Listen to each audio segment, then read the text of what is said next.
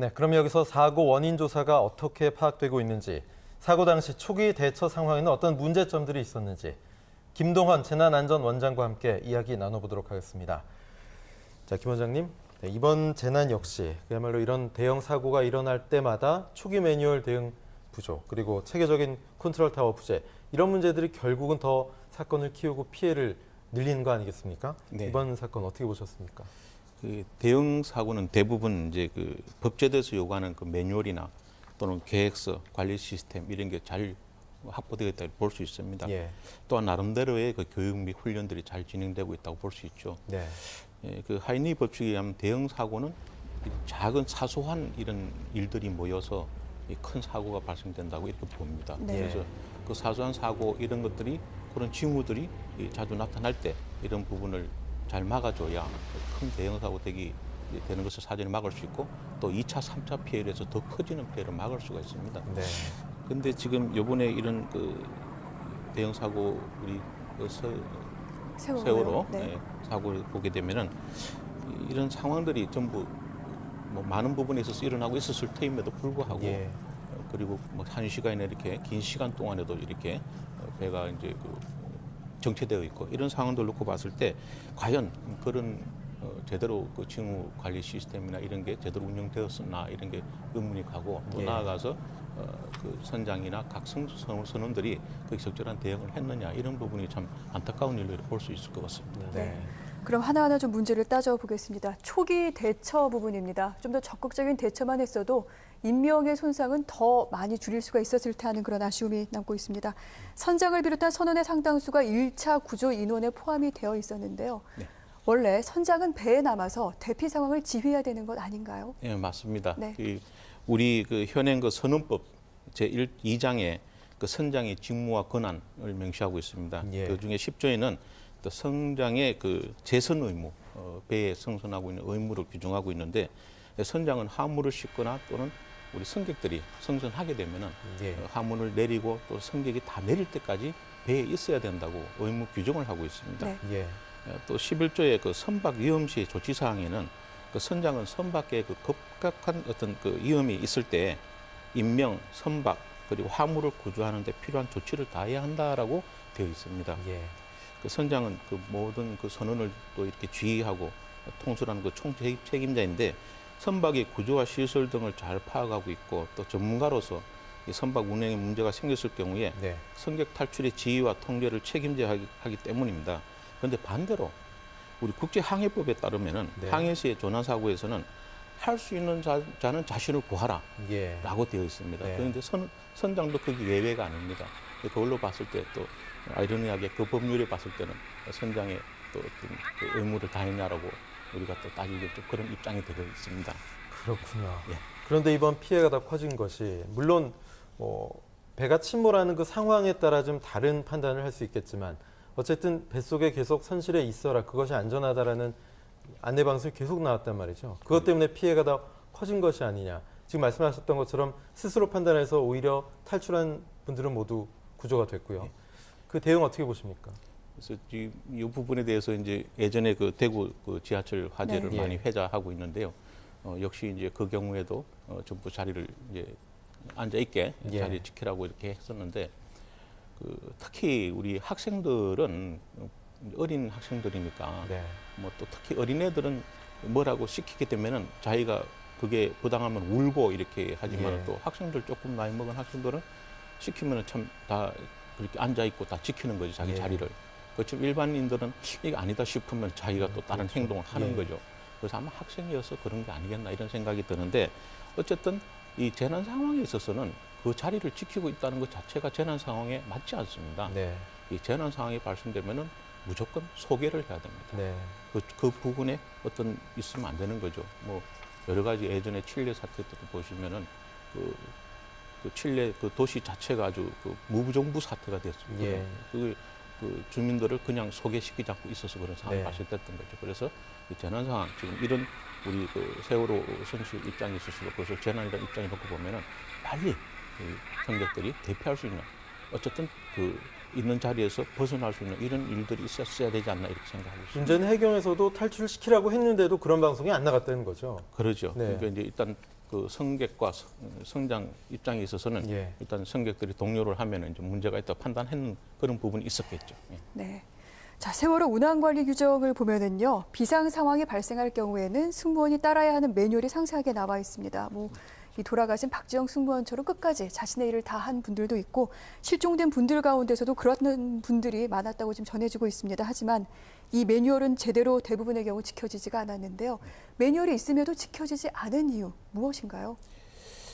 세월호 같은 그런 여객선은 네. 그 사고가 났을 때 그 선장과 승무원들이 어떻게 행동해야 되느냐 그런 정리된 매뉴얼이 다 비치되어 있습니다. 네. 또 이제 그런 비치되어 있음에도 불구하고 사실 조난 사고가 발생됐을 때 예. 그 매뉴얼을 잘 숙지하고 있지 않다면 그게 몸에 습득되어 있지 않는다면 그 매뉴얼이 언제 그 몇 페이지 찾아봐서 뭐 이렇게 할 수 없지 않습니까? 예. 그러니까 매뉴얼 자체가 무용지물이 될 수 있다는 거죠. 네. 해운법에서는 선사마다 이런 선박 사고에 대해서 매뉴얼을 작성하도록 그 운항관리 규정을 운영하도록 이렇게 되어 있습니다. 그래서 각 선사의 운항관리 규정에도 이런 매뉴얼들이 다 포함되는 이런 네. 상황입니다만은 비상 상황이 발생했을 때 네. 선장과 승무원의 행동 요령 그리고 이 사람들이 그 바다에 선박에 사고가 나면은 선장은 뭐 해양경찰청이나 항만청에 연락하는 이런 부분들이 그 매뉴얼에 나와 있습니다. 예. 그런데 실질적으로 뭐 그런 부분은 우리가 통상적으로 할 수 있는 부분입니다만은 그 매뉴얼이 있더라도 실제 교육과 훈련이 되지 않다면은 매뉴얼의 무용지물이기 때문에 소위 말하면 종이 쪽지죠 그 자체가 예. 그리고 뭐 이렇게 꼽혀 있는 하나의 그 장식물밖에 안 되는 이런 형태가 되는데 지금 요번에 그 우리 이 사건 세월호 사건 놓고 봤을 때 과연 그 매뉴얼들이 제대로 네. 교육 훈련이 잘 되어 있었고 또 그게 습득이 되어 있었냐고 판단할 그거는 조금 의문이 가는 그런 부분들이 많이 있었습니다. 네. 뭐 구명조끼를 나눠준 것도 네. 학생들 또 어른들이 스스로 입었고 참 안타깝습니다. 그런데 또 매뉴얼 예. 자체도 그렇습니다. 매뉴얼 자체도 지금 이제 우리가 선진 매뉴얼 체계 뭐 이런 얘기를 많이 합니다만 예.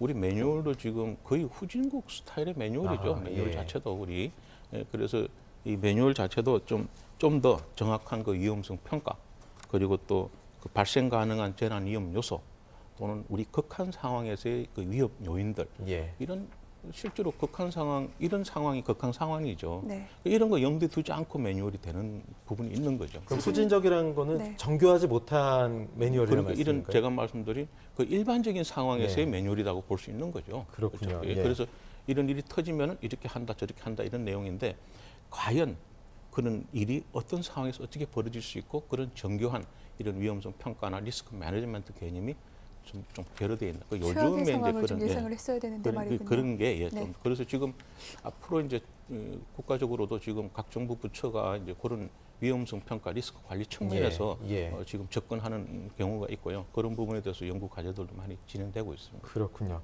무엇보다 또 정부의 초기 대응, 중앙재난안전대책본부가 과연 컨트롤타워 역할을 잘하고 있는 것이냐, 심지어는 승선 인원까지도 이것이 정말 맞는가 싶을 정도로 아직 정확한 집계가 안 나오고 있는데 전원 구출이라고 또 처음에 얘기해서 학부모들의 가슴을 정말 설레게 했었는데요. 정부의 초기 대응 어떻게 볼 수 있을까요? 그 우리나라 재난관리 법령 체계에서는 이제 재난 상황인 경우에 그 최고 지휘권자를 정하고 있고 예. 그 책임과 권한을 부여하고 있습니다. 또한 그 보다 높은 지휘권자가 이 소위 당도하게 되면은 그 지휘권 이항이나 이런 것들이 상세히 잘 갖춰져 있습니다. 네. 그런데 16일 아침 그 8시, 9시 사이에 일어난 그 세월호 침몰 사건 직후에 그 해양 사고 구조에 가장 중요하다는 그 사고 후에 그 골든 타임. 예. 그 해양 사고에서는 뭐 제가 연구 논문들을 보니까 30분을 보더라고요. 예. 골든 타임에. 그래서 이 30분 동안 골든 타임 동안에 현장에 출동한 구조대원들 그 대부분들이 사실 우왕좌왕한 예. 극치를 보였다. 현장에서 상부로 이어지는 이런 직결의 상황 보고 또 이 정보가 부풀어지고 이렇게 왜곡되고 또 바다 한가운데서 이미 아비 교환이 막 벌어지고 있는 이런 상황. 예. 또 오히려 아까 말씀하신 대로 승객들이 다 구조됐다서 막 정보 환호하는 이런 내용. 이런 것들이 참 안타까운 그런 일이었는데 심지어 청와대에서도 사실 다 구조됐다는 정보가 올라와서 예. 뭐 아주 혹시 한 명이라도 더 문제 있는 거 없는지 이렇게 파악하라는 그런 지시가 내려갈 정도였는데 네. 그 사고 후에 구조자 또는 이 사망자 이런 뭐 실종자 집계에서도 예. 정부는 하루 종일 혼선을 빚었고 뭐 이런 내용들을 놓고 봤을 때 우리가 그 서서히 그 이런 모든 부분들이 그 어떤 지휘 통계, 지휘 통제 이런 부분에 좀 문제가 있다 이런 생각을 볼 수 있고요. 그리고 오락가락이는 모든 게 사실은 사고 수습 능력에 어떤 한계가 있지 않나 이런 생각을 가지게 되는 거죠. 예. 이 같은 문제점이 계속 지적이 되어 왔었기 때문에 이제 앞으로는 이런 일이 없도록 지휘 체계를 바로 세우겠다라는 말이 나왔습니다만 오늘까지도 이 세월호의 선체 진입 여부를 놓고 해양경찰과 정부가 그 부분에 대해서 서로 옥신각신, 우왕좌왕하는 총극이 벌어졌습니다. 이 같은 일을 보면서 정말 국민들은 실망을 금할 수가 없었고요. 아울러 또 실종자 가족들은 2번 울어야만 했는데요. 왜 이런 일이 자꾸만 벌어지는 걸까요? 결국은 이제 이 정보 입수 문제, 우리가 이제 통상 얘기할 때 상황 관리라고 볼 수 있습니다. 그래서 우리 이 상황 관리란 것은 어떤 정보를 입수해서 그 정보를 분석하고 판단해서 거기에 따른 지휘 통제 또는 뭐 전파 상황에 대한 이제 배포 이런 거를 하게 되는데 입수된 정보가 이게 제대로 맞지 않는 걸 가지고 아무리 이걸 상황 판단하고 분석을 한다 하더라도 어떻게 지휘 통제가 이루어지고 그게 어떻게 일이 진행되겠습니까? 그래서 입수되는 정보라고 말씀을 하시는 거는 보고 체계가 제대로 성립이 되어 있지 않다는 뭐 말씀인가요? 그렇게 볼 수 있습니다. 네. 그런데 우리가 우리 국가 여러 가지 뭐 법좀 깊게 들어간 법령상에서 사실 기상에 대한 정보는 기상청에서 나온 기상 예경보만 전부 우리가 그 데이터로 인정을 합니다. 그런 식으로 지금 이런 재난 상황일 때 어떤 데이터를 우리가 그 정확한 정보로 판단해서 우리가 정보 분석을 할 수 있을 것인가에 대해 또 우리 심각하게 생각해 볼 필요가 있는 거죠. 그래서 사실 이런 부분에 그 상황에 대해서 정보 입수에 대해서 명확한 어떤 능력과 권한과 지식을 가진 분이 이런 데는 급박하게 파급이 되어서 현장에서 모든 정보를 게더링하고 이런 지휘 체계가 갖춰진다면은 이렇게 혼란이 좀 방지가 되지 않겠나 이런 싶은 생각은 저는 계속 가지고 있었습니다. 이것이 정보다라고 판단할 수 있는 그런 시스템이 지금 마련이 되어 있지 않다라는 그런 말씀이신 거군요. 각자가 서로 다른 체계로 다른 그 어떤 이 조직에서 다르게 말들이 나오는 거를 받아서 하다 보니까 그런 상황이 되는 겁니다. 그래서 이런 재난 상황에서는 그 정보를 정확하게 뽑아내는 그 현장에서의 정보 그 지휘권자가 굉장히 중요한 역할을 할 수 있는 겁니다. 결국 컨트롤 타워, 정확한 컨트롤 타워, 일원화된 보고 체계 이게 부재하다는 얘기인데 지금 가장 가슴이 찢어지는 분들은 역시 실종자 가족들이 아닐까 싶습니다. 오늘도 세월호의 실종자 가족들이 실종자 가족 호소문을 발표하기까지 이르렀는데 이분들의 심정을 헤아릴 수가 있겠습니까마는 이분들의 마음은 직접 산소통을 메고라도 물속으로 뛰어들고 싶은 그런 마음일 건데 사실은 적극적으로 수색에 참여를 한 것도 오히려 또 더 큰 위험을 불러일으킬 수도 있고요. 어떻게 이분들의 급한 마음을 또 이분들의 안타까운 마음을 헤아릴 수 있는 사고 수습에 참여할 수 있는 어떤 제도적인 다른 방법들은 없는 겁니까? 그 부분에 대해서 사실 고민을 많이 했었는데요. 뭐 우리나라 그 자원봉사 체계나 여러 가지 이런 뭐 다양한 그 재난안전 네트워크에서 이렇게 활동할 수 있는 부분이 있습니다만은 그것보다도 사실 이 국가는 재난으로부터 국민을 보호해야 된다. 헌법 제34조 제6항이 있습니다. 국가가 재난으로부터 국민을 보호해야 됨에도 불구하고 또 이런 바탕으로 해서 재난 및 안전관리 기본법이 만들어져서 국가나 또는 이런 국가에서의 아주 그 국가 기반이 되는 시설들은 이렇게 관리를 해라. 또는 또 각 정부 부처나 각 기관은 이렇게 관리해라. 뭐 이런 재난에 대해서 그런 관리 체계가 나와 있고 뭐 매뉴얼을 짜고 계획을 짜고 이렇게 돼 있는데 제가 늘 얘기하지만 정작 우리 국민은 주민은 시민은 우리 국민이나 주민이나 시민을 위한 매뉴얼이 있습니까? 계획서가 있습니까? 이런 상황이 있을 때 성격 관점에서의 계획서가 있냐고요. 매뉴얼이 있냐고요. 즉, 이 모든 그 상황 법령 체계는 이런 기관과 조직과 이런 시설 위주로 돼 있는데 정작 우리 국민들은 그런 부분에 대해서 소외되어 있다고 볼 수 있는 거예요. 그래서 우리 국민들에 대해서는 우리가 이 주권을 가지는 이 국민이 주권을 가지는 시민이 주권을 가지는 재난안전 주권 이런 체계가 좀 필요하지 않겠나 하는 생각을 이번에 아주 심각하게 제가 하고 있습니다. 네, 알겠습니다. 그래서, 자, 끝으로요. 이 우리나라의 위기관리 상황 재난 시스템에 대해서 여러 가지 지적이 나오고 있습니다. 특히 전반적인 여객선의 재난 시스템 자체를 좀 보완하고 개선해야 된다는 목소리가 높은데요. 좀 중요한 부분 좀 짚어주실까요? 사실 제가 이제 이 설명을 할 때 가장 이렇게 쉽게 접근시켜서 하는 설명 중에 하나가 제가 공학적인 관점과 사회과학적인 관점을 좀 설명을 합니다.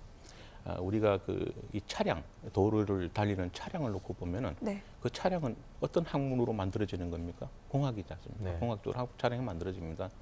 그리고 그 공학이 발달해서 뭐 100km, 200km, 300km 이렇게 차량이 달립니다. 근데 그 차량이 그렇게만 달리게 되면은 어떤 현상이 일어나겠습니까? 아마 살아있는 사람이 없을 겁니다. 그 질주하는. 근데 이 사람들이 그 사회과학적인 관점에서 막 이렇게 신호등을 세우고 제도를 만들고 법령을 만들고 해서 이런 우리 인간들이 그 공학적인 관점에서 이 사회과학적인 융합됨으로 인해서 우리가 안전하고 쾌적한 이런 삶을 살 수 있다 이렇게 볼 수 있습니다.